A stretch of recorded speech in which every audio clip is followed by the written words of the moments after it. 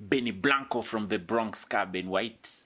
I am right back with another football video, and this one is about the weekend. It's about the English Premier League, and most of it is about what we have learned, especially if you have read the thumbnail, that there are no guarantees in the English Premier League. No one is running away with the league.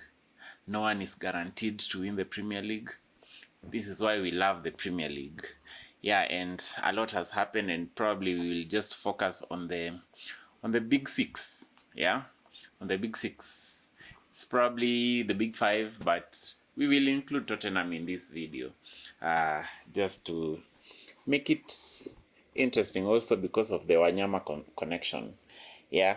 So, what has happened over the weekend? I don't know which team you were rooting for, but the ones that I was rooting for, no, all of them won, except for some others. Yeah. So let's just say not all of them won. So hence there are no guarantees in the Premier League. So let us set a bit of context. Last weekend, Liverpool was playing fast against Crystal Palace. So that's the other week. So they were playing fast against Crystal Palace, and if they won that match, they would have been 8 points clear of Arsenal before Arsenal play against Newcastle in the evening. Yeah, so that was the context. And then they lost. Arsenal won. So remember that they were 5 points clear, so the deficit was cut to 2.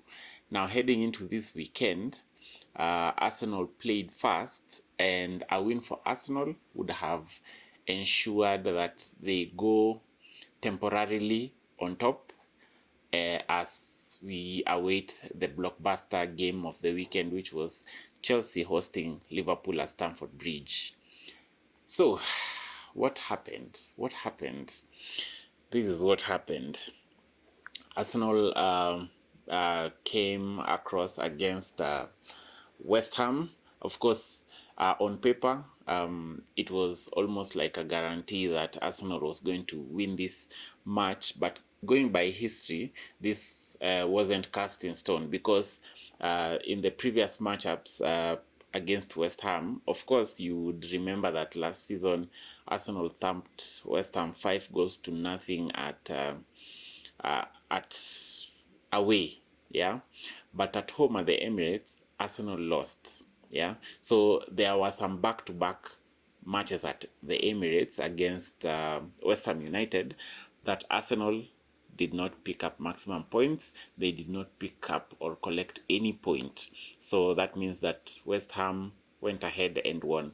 And if you look at it really in terms of the league as a whole, what was the Achilles heel for Arsenal? Dropping points whenever they didn't need to drop points. So sometimes when Liverpool won, when Liverpool dropped points, you'd expect Arsenal to take advantage of the situation and pick up maximum points, and then they didn't. So they were dropping points against the likes of West Ham, the likes of Everton, the likes of Newcastle, the likes of Aston Villa. Yeah, the teams that were not essentially title challengers, but they were considered easy on paper. But Arsenal ended up dropping points. But for this one now, of course, they were favorites, but they were not taking anything to chance. And Mikel Arteta started a midfield three that I think for most people they were waiting for this one. He has been accused of not releasing the handbrake whenever he's facing up with many teams. It could be top teams or just standard teams, but the midfield trio of Zubimendi, Declan Rice, and Mikel Merino isn't like the most preferred by most Arsenal fans and even football pundits. But for this time, he started off with Odegaard, who is absolutely balling. If you saw him in midweek for the Champions League game against Olympiacos, and then he started again with Eze. So it was Odegaard and Eze and Declan Rice. So that's a pretty progressive midfield, if you ask me. So for many fans, there are those that were expecting a thumping of West Ham, but West Ham came to stink out the place. Yeah, so they played very negatively. So it was just 11 men behind the ball, and of course Eze missed an open chance, but then he got an assist to Declan Rice, who scored against his former side, but it was a deflection from the goalkeeper. So it was an Eze shot which was deflected onto the path of Declan Rice, who slotted it in quite neatly, quite nicely. And then the second goal was courtesy of a penalty kick from Bukayo Saka, who was playing in his 200th game. So for context also, his goal ensured that he has contributed 100 goals in 200 matches. So he's on course to becoming a club legend, but of course you would expect that in his career at Arsenal he picks up a few trophies to also complement his legacy at the club. And of course, looking ahead, probably you're looking at a situation where he could be extending his signing a new deal with the club. So things are looking up for the team.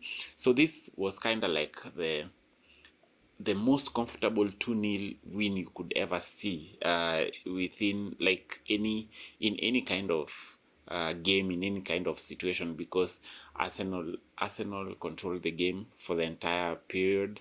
I think the first attack that West Ham made was like in the 91st minute or something. So it was just a pretty standard 2-0 win. Of course, clean sheet.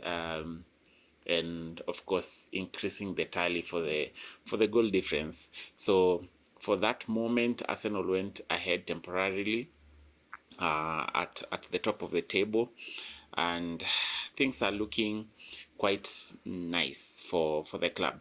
But the only negative bit is that Declan Rice was taken out because of some injury, and of course the major one is for the captain Martin Odegaard, who suffered an MCL, and assessments are being made to get to know for how long he'll be out of the Arsenal squad.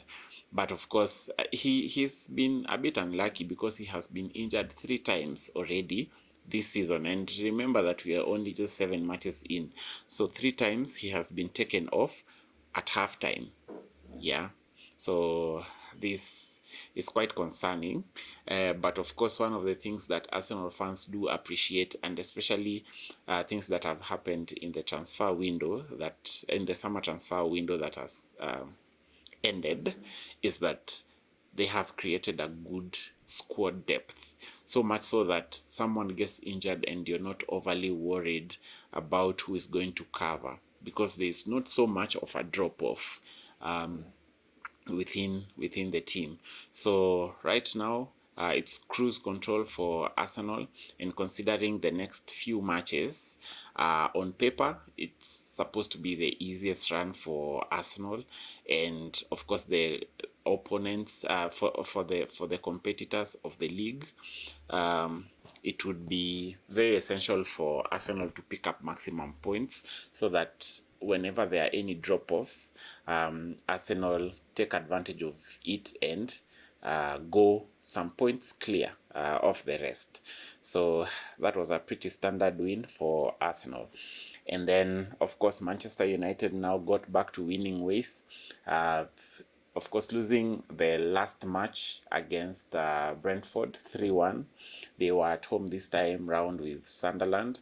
And of course, I expected Sunderland to put in a shift, like perform well at Old Trafford, and if so, they could probably pick up a draw on the way. But then again, things didn't pan out as I expected.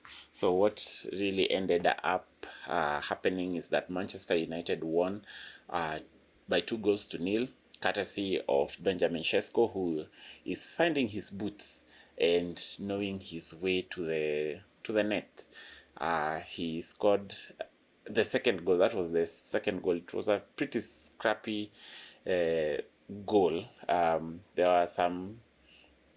No, was it this one really? No, it wasn't this one. But for that one, it was a what? Was it a corner or yeah? It was a throwing. So a throw-in came in and it just dropped off the back of a defender, and then he just put his leg on the way and slotted it in, making sure that he is making his, like, okay, maybe his price tag is a bit high, so he should really be getting on the score sheet to prove his worth or his value. That was the second goal. The first goal was Mason Mounts, which I don't know. Sunderland just left him with plenty of space, so much so that he just, I don't know, like, the pass came in, he was just alone in the box, and the kind of finish that he executed was pretty sleek. But that, for that one, I'd blame Sunderland for leaving him alone in the box. But of course, Sunderland tried to come back in the second half. There was a moment where they were supposed to get a penalty, but it wasn't a penalty. Okay, even for me, it wasn't a penalty because it was like, who was it? Was it Chesko? Yes, he was kicking the ball away, and the Sunderland player was coming on with his head, but he didn't touch his head. It looked like he hit his head, but going to the VAR, it was ruled no penalty. So Manchester United secure 3 points and move on to the next match after the international break. So this will be some 2 long weeks for English football fans. Yeah, so that was that. Earlier on in the early kickoff, Tottenham won 2-1 away at Elland Road against Leeds United, which also ensured that they keep pace with the leading pack. So it's a good start in the Premier League for Thomas Frank, ensuring that the top 6, the top 5, we could say the top 5, in terms of securing Champions League places, that they are there thereabouts. Yeah, and then now the big one of the day was Chelsea against Liverpool. So for this one, many things had been mentioned or said about Liverpool, given that they were winning late, that they'd be found out, and for many pundits who were lauding Liverpool for that champions mentality, that they always find a way to win, and that's what champions do, except when it comes to other teams. If other teams do so, it's not champions mentality, but when it's Liverpool, that's champions mentality. Yeah, so twice now they have lost a game in the dying minute. Yeah, the last minute of the game they have lost a match consecutively in the Premier League, but of course they have lost now 3 times on the bounce, considering that they also lost in midweek against Galatasaray in the Champions League. So for this one, the context was that for Chelsea, there are many players that have been suspended. There are many players who are out due to an injury. There was no way that Chelsea was going to win this match, considering that they also lost to Manchester United of all teams. So what do you expect? A Liverpool that is coming, that is heavy up front, has firepower. But of course, one thing was glaring, is that Liverpool need to gel, especially with the replacement that they have made in the summer. bringing in Kakes, who was in the Premier League team of the season at left back, bringing in Frimpong, who is coming off of a successful season, a previous season at Bayer Leverkusen. Man like who Florian Wirtz, who at some point before the transfer window shut was the most expensive player ever in the English Premier League. Yeah, and of course now you have the likes of Mo Salah, you have the likes of Gravenberch, McAllister. Like, the team was already stacked even before the transfer window was on. So for the players that they added on, they were supposed to really do well.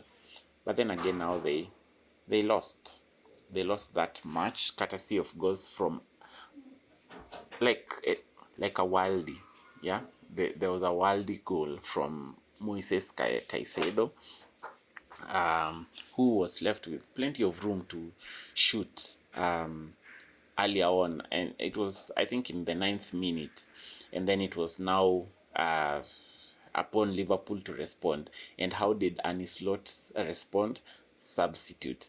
I think at this point now, Arne Slot just guesses whoever to bring in, and I think, for whatever it's worth, he's considering Chiesa to be like that super sub that comes in and just bails them out at any moment. But in this case, that was not the case. At halftime, what happened is that he removed Konate, a centre back, and brought in Curtis Jones.